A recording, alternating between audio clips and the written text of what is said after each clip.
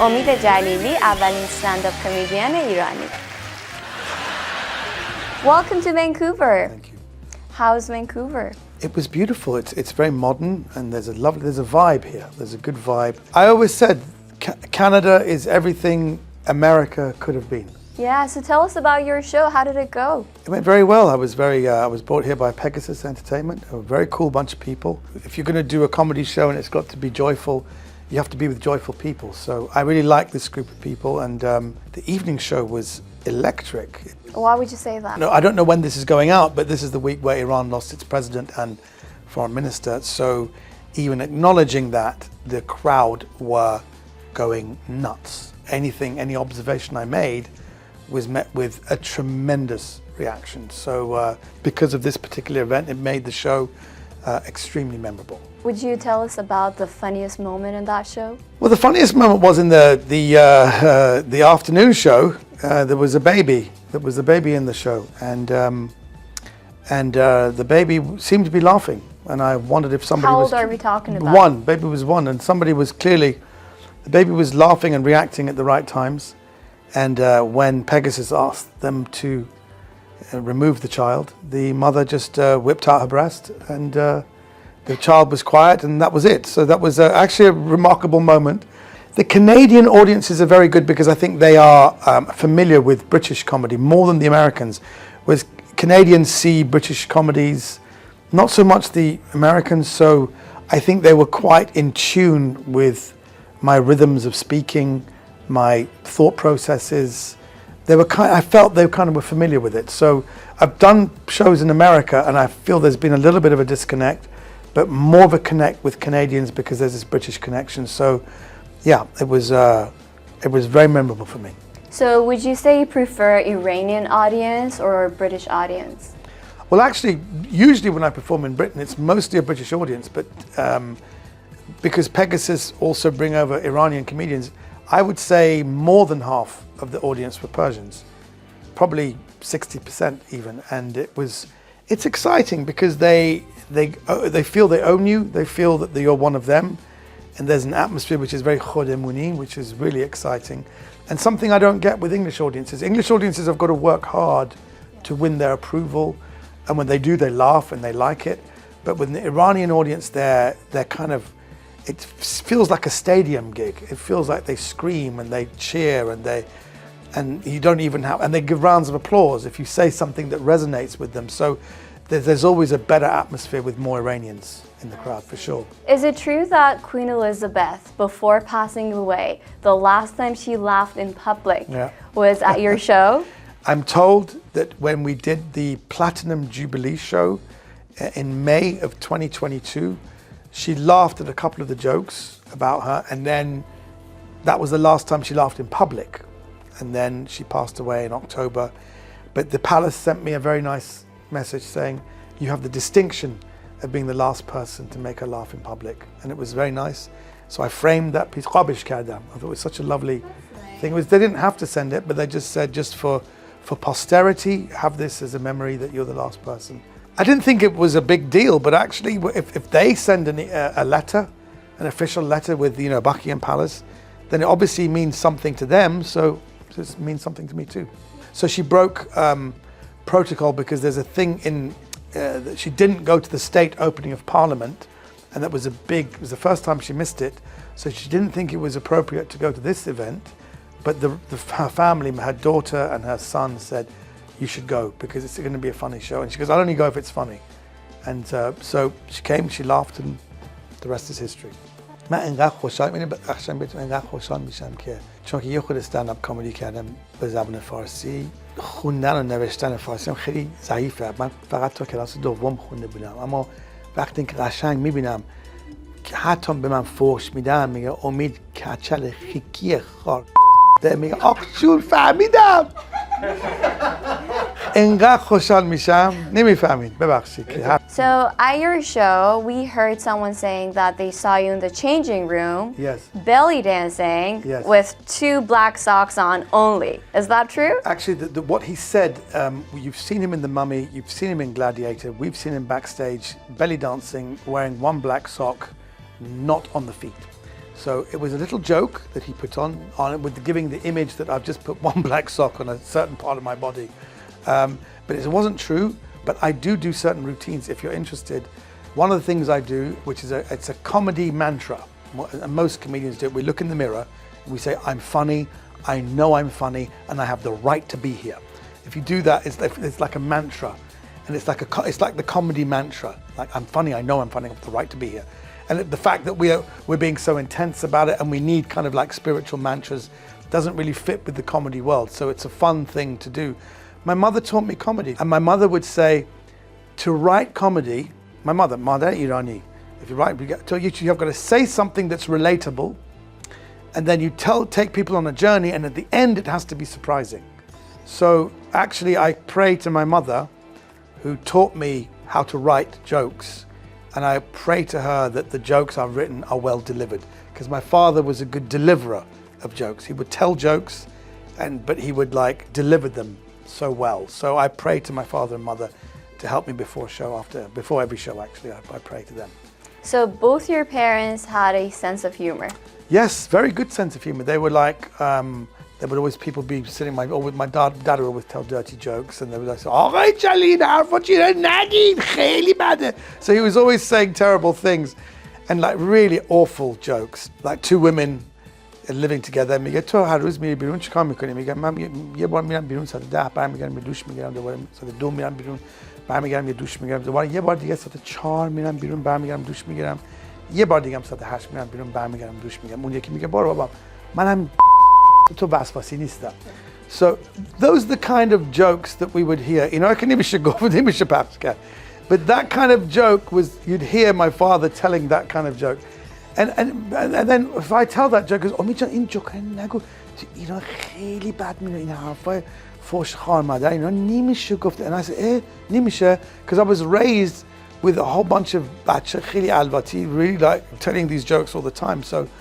So it's good that I didn't do stand-up in Farsi, because it would be really bad dahan and not very good. So, but yes, my father and my mother both, because they had a pension where sick Iranians would come from Iran and get medical help in the UK. So they would feed them, they would look after them, take them to the hospital. And shukhi budan or shadi was a very big part of our home life. They'd always do jokes because it has, we say, a palliative effect. So if people are laughing, they recover. Yeah, quicker. But why did you decide to choose a stand-up comedian?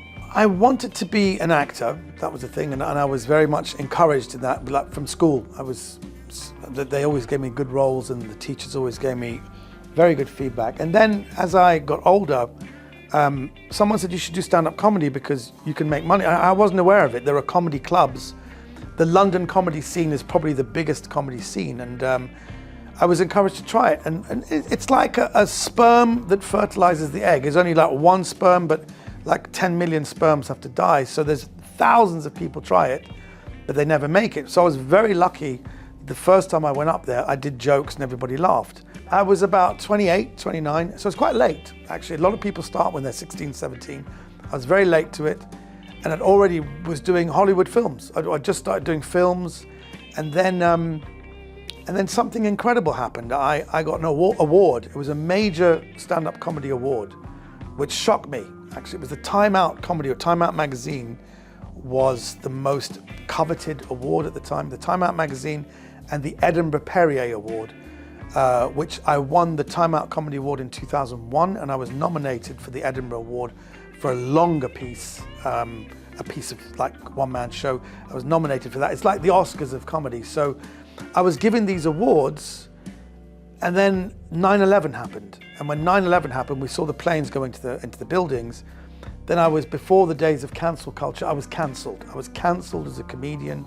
Yeah, so September 11 was your aha moment. It was a big aha moment, and it was a moment where I will never forget, because my manager rang me. I didn't speak to anyone for 2 days. And I rang my manager on the 13th. I said, that show I have on the 16th, is it still happening? He said, yeah. I said, do they want me? He went, no. I said, what about the show on the 18th? He said, no. I said, what about all my stand-up gigs? He said, no, they're all gone. I said, what about that sitcom I was on? Because we've just found out you've been dropped. I said, wow. I said, they do know I have nothing to do with bin Laden. They do know I'm Iranian, I have nothing to do with this. I'm not even a Muslim. They said, they don't care, you're off. So it was a big moment. And in my show, I discuss how I clawed that back. And I think that's what happens in anyone's life when there's a massive problem. You have to problem solve. You can't just say, okay, I'm done, I'm finished. You have to think, okay, what can I do? Life is about problem solving. So even though it was very unfair that I was cancelled, I thought, well, what can I do to change it? So I fought back with comedy because comedy has an amazing power in Western society. It has a great power to heal, and it has the power of comedy is something we shouldn't underestimate. You can change people's minds with comedy. You can change people's minds about a whole culture. So that's why that became my focus and not so much the films anymore.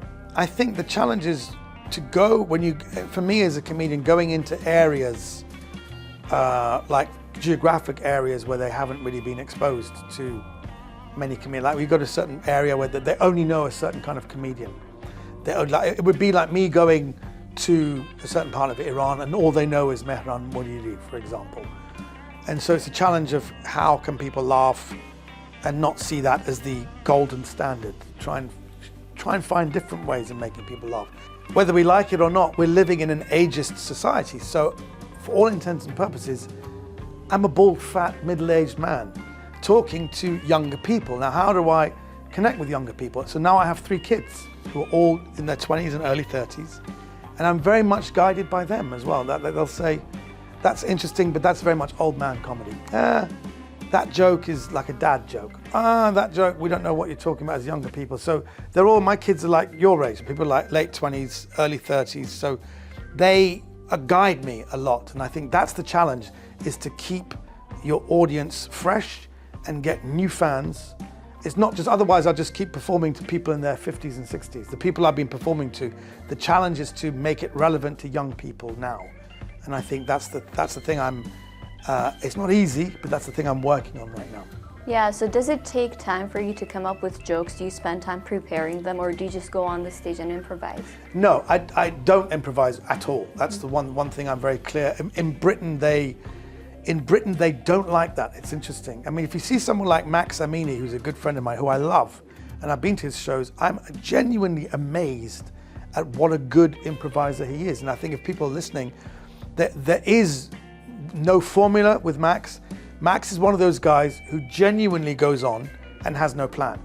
And he genuinely, you can't say, baba, he's got some pathways in his head. No, he doesn't. What you see with Max is what you get. And that's why, from a comedy perspective, I respect it, because it's brave and it's genuinely fil bidahe. It's like completely, it's unbelievable.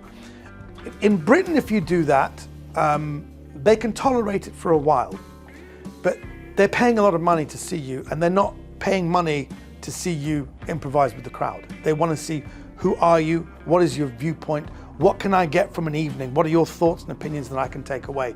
Because storytelling is about, if I tell you a story and you like the story, that's part of your life now. That's in your DNA. If I tell you a story that you like, it's part of your life too. So you're giving, you're sharing. So people want to know, what is it that you've got to say? And they don't like it in Britain. I used to improvise a bit, and I got so much like, could you please stop, just tell us what you think. So now all my shows, I stand there and I just talk. We always see you laughing and making people laugh, but what makes Omid sad? What makes me sad is obviously human suffering. What's going on in the Middle East right now made me sad, especially in Iran after the Mahsa Amini situation. It really got me. I don't know, I think the whole Iranian diaspora, we all became involved. We all became very emotional.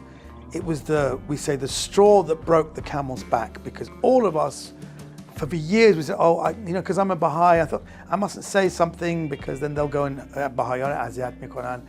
And this time I said, no, that's it. The regime, that's it. That's finished. They're going to be finished. The people of Iran will finish them. Or at least we're going to try. We have to speak out. They have to be accountable. They can't just keep killing people for this. And I think that what was going on in Iran hit me on such a visceral level. It hit me in my gut. and speaking to many people, I was speaking to Maz Jobrani, Max Amini Tehran, I said, we have to post now. We have to mobilize Iranian celebrities to say something. We can't just be silent because we can't be scared anymore. I became Person of the Year amongst journalists in the UK because what I would do, I'd go on Telegram, I'd find something somebody wants to say, and it wasn't well translated when you press the translate button, so I try and speak to a few people, what are the Iranians trying to say, and then I'd put it out there, and the journalists said, we all went to Omid Djalili's Twitter feed to know what's going on, because the internet is cut. The only news we had was from my Twitter feed because they trusted me as someone who could, was telling the truth. I felt we had to be a voice for the people of Iran, and we were warning people that this regime are going to be responsible for much worse things, and we need to do something now. And then we saw it. They're funding all these terrorist groups, and if Hamas is the tail, then the Islamic Republic is the head of the snake, and there's no question of that. That's something everybody knows now. They don't care about human suffering, and I think that's the thing. When we lose our empathy for human suffering, I think that's when we lose our humanity, and that's the thing that really upsets me. But it's a good question, thank you. Are you acting right now, or are you working on another project? Yes, the last movie I did was a musical about baby Jesus. It was called Journey to Bethlehem. It's another movie that went on and won lots of awards, but I'm working on my own sitcom. I'll be doing an amazing documentary about Iran as well. So there's lots of things I'm doing because I realize it can't just be stand-up comedy, because stand-up comedy, maximum on a tour, you can reach maybe 80,000 people. And one documentary or one film, you can reach millions. So it's something that I think I have to do. And I'm living what's called my great second act, and I think anybody watching this who's in their 40s or 50s, life does not belong to 17 to 27-year-olds. With all due respect to the younger people, when you get to a certain age, you can live a fantastic second act. And I'm doing that now. Because you always think that, like when Carlos Santana was given, he became a Music Hall of Fame person at age 52. He goes, 52? They usually give this award to people who've finished. I'm not finished. I'm still pregnant with more awards. You can't do that to me. So they gave him an award, and he was offended. He was offended. He goes, I didn't like this award at all. Actually, I'm now coming into my fabulous second act. So it's a very good, I hope I can be an example to younger people that age 58 now, I'm at my most creative, at my most excited by life. And that's why I'm doing all these projects right now, but I'm working with young people as well. I think that's a very important thing. You can't just be an old guy working with other old guys, doing old guy stuff for old people. You've got to work with younger people, and I think that's the message is for older people to realize you can live, when you think your career is over, actually no, your career is just starting. So do you see yourself retiring anytime soon from stand-up comedy? No, I said it very clearly in my show, comedians never retire, because comedy keeps your brain sharp and your heart young. And I think if you stick with those principles, there's no reason to retire. And actually some of the best comedians die. They die on stage, or they die getting ready for a show. They keep going in their 80s. Omid, have you ever visited Iran? Yeah, I did, and it was very memorable. I went once when I was 3, and I don't remember, it was for my uncle's wedding, and then once again when I was 6, and I remember everything about it. And I thought it was an amazing country. I really felt Iranian. I really felt that, obviously I spoke Farsi. I felt it was my country. I loved the food and always thought I would go back there. And then obviously the Islamic Revolution of '79 happened, so that dream finished. But if it ever does open up, I do want to go there. I want to take my family there. I want my kids to see Iran. With lots of Iranian friends who have been in the diaspora, we want to go together. The first thing we'll do is probably have proper kind of Iranian food, street food, like What's street your kebab. Iranian food? Well, I mean, for me, kebab kubide is like, and they say it's much better because the produce is better and the food tastes better in Iran. That's what I've heard. So I want to see if that's true. And I'll probably go to a soccer game because I love being in a crowd of people. Speaking of soccer, could you tell us about that robo-keeper? Yeah, the robo-keeper changed my life. I played soccer all my life. I've had many ups and downs, but it was on a live television show that goes, oh, there's a new robo-keeper that nobody scored against. Lionel Messi couldn't do it, Ronaldo couldn't do it.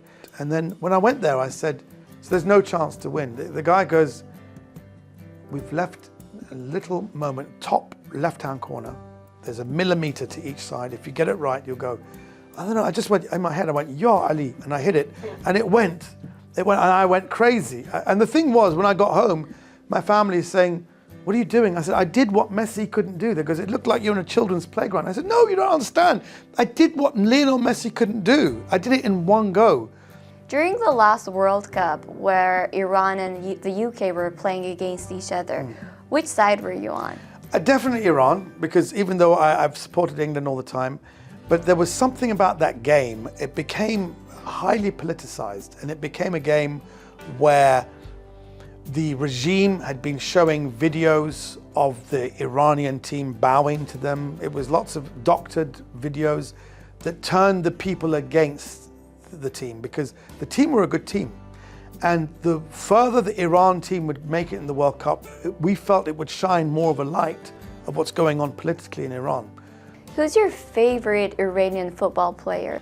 Good question, because I've followed the Iranian team for years. In 1978, they made the World Cup. It was their captain, Ali Parvin. In 76, or no, I think it was 78 World Cup. Ali Parvin was the captain, and he was great. And there were other players, like Ali Dai was great, Ali Karimi. But right now in this team, so I would say it's Ramin Rezaian is the player that I love the most, because he's good looking, charismatic, and he seems to symbolize something about a new modern Iran, which is they have a sense of humor, they're always with the people, and he's a great sportsman as well. So there's something about him which I think is just very special. Because Iranian men are very good looking. I'm not a very good example of that, but someone like Rezaian was a great example. And I know a lot of English people say, who's that guy? He's so good looking.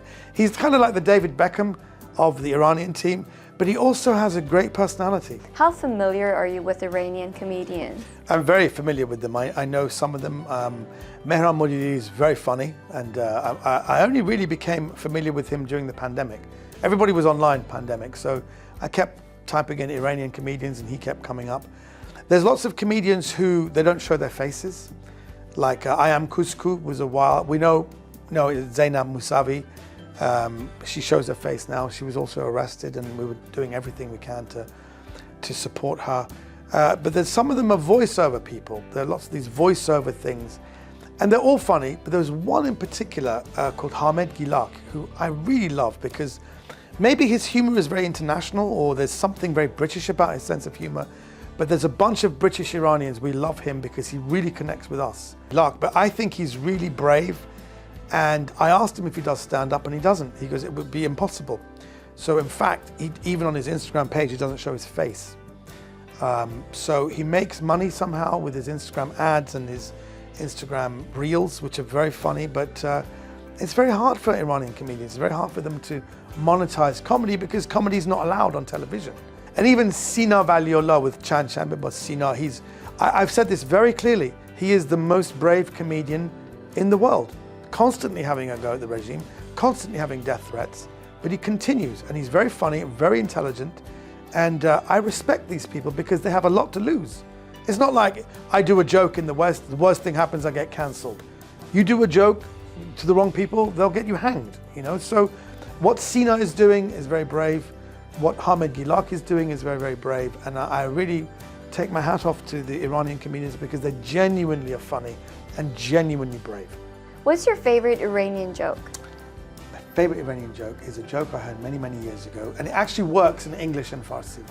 There's a man wants to buy a dog in a pet shop, and he says, the dogs are too expensive, I can't afford it. Because there's a dog at the back, it's only $5. And he goes, okay, and he goes there. And he says, it's a very cute dog. He goes, oh, it's a nice dog. Why does nobody want you? And the dog says, he doesn't want me because he's jealous. He goes, you can talk? He goes, yes, I can talk. I can talk. And his wife likes me, he's very jealous. And I'm educated. I'm an educated person. I went to Harvard University. I went to Princeton University. I have 2 degrees. And I'm on a different level to him, and we're like oil and water, we don't talk. And the guy goes back and says, this dog talks. Why do you want to sell him? He says, از دروغاش خسته شدم. I can't take the lies anymore. از دروغاش دیگه خسته شدم. حالا یه جوک دیگه هم واسه ما بگو. یه جوک دیگه. حالا یه دختر میاد تو ماشینشون و پاستا اینا رو میگیره.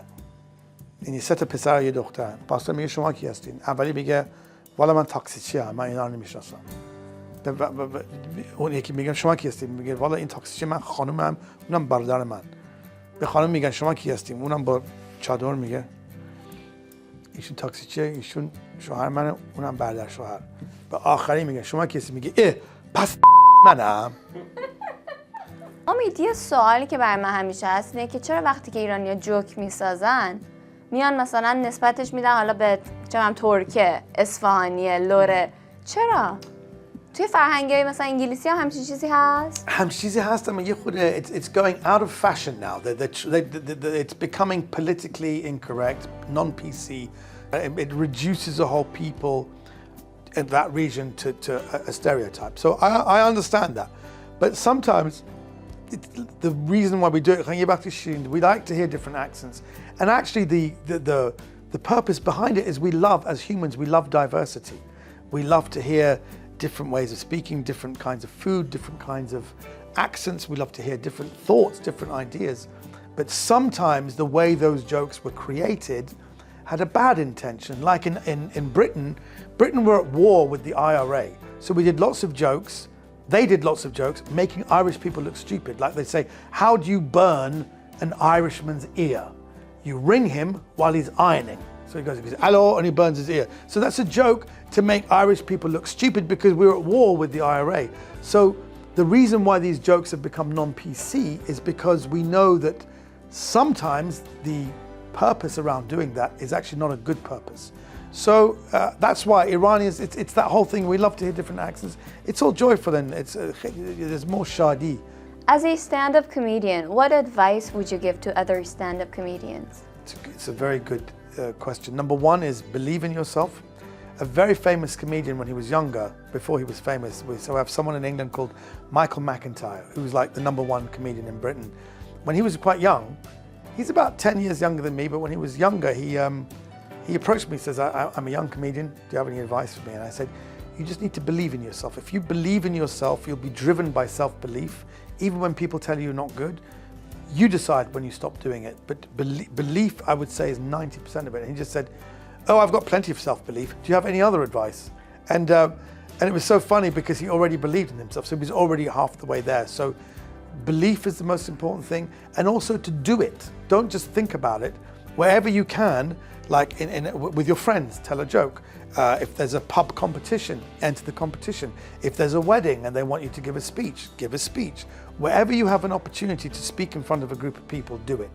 Because you'll only know what the reaction is when you do it. Because there's no point thinking about it. Do it. And then you'll know. There are a lot of people I know that wanted to do that, then people said, well, you were terrible at that wedding, or then you think you don't do it. But if you're encouraged by it, then you keep it going. So I would say having self-belief and doing something in any line of work is the most practical advice I can give to anyone. Do you have any life advice for our viewers? Well, I would say that the most important thing is to live in joy. I think in times of joy, we think more clearly. And when you get depressed, you actually get more depressed and it's very difficult to make the right life decisions. So before you make a big life decision, make sure that you're in a joyful state. And always try and strive to be in a joyful state. And be around people who are joyful, because in times of joy, our thinking is clearer, we make better decisions, we make more sense. But in times of depression, we make the wrong decisions, actually. So to strive to be joyous is very important, and part of that is food. So when you're eating food, stop thinking so much about being stick thin. Enjoy your food, because that's part of giving you joy. Anything that gives you joy is good. So if you've got great food and you can't enjoy it, there's something wrong in your life. Try and enjoy that food. Don't eat so much, but if there's things to enjoy, like a great film or a great piece of music, enjoy it, because that feeds the joy in your life, which helps you make better decisions as you go along. Laughter has an amazing effect on the body. They say that one belly laugh sets your endorphins going to the equivalent of 20 minutes of yoga. They say that if I had COVID once, and a doctor friend of mine said, if you have COVID, stay in bed and laugh. I stayed in bed and I watched Instagram reels and I was fine. By third day, it was gone. I was tested positive. By day 3, it was gone because I laughed the whole time. COVID hates laughter. Viruses hate laughter. any kind of illnesses hates a joyous state. So if you're in a joyous state, you will stay healthy for a long time. How do you feel when you hear the word Iran? Joy, that's the thing. My experience of Iranians has always been joyful. I think it was in early 1970s when Gugush used to come to London. My mother was her dresser.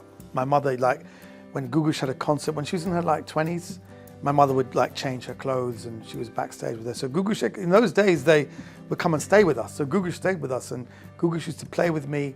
And I thought she was so joyful. And I remember my mother said, "What do you want to be when you're older?" I said, "I want to be Gugush." But I just liked the joy. She was so joyous and pretty. I was very proud to be Iranian, very proud to speak Farsi. If you're raised with this, and the young people, especially if you have Iranian parents, but you were born and raised in America or Canada and you feel a bit dislocated from your culture, get into your culture. Learn about Rumi, learn about all the great comedians, learn about Iranian film, Abbas Kiarostami, Jafar Panahi. Watch Iranian films because it'll make you proud to be Iranian and it'll help you develop.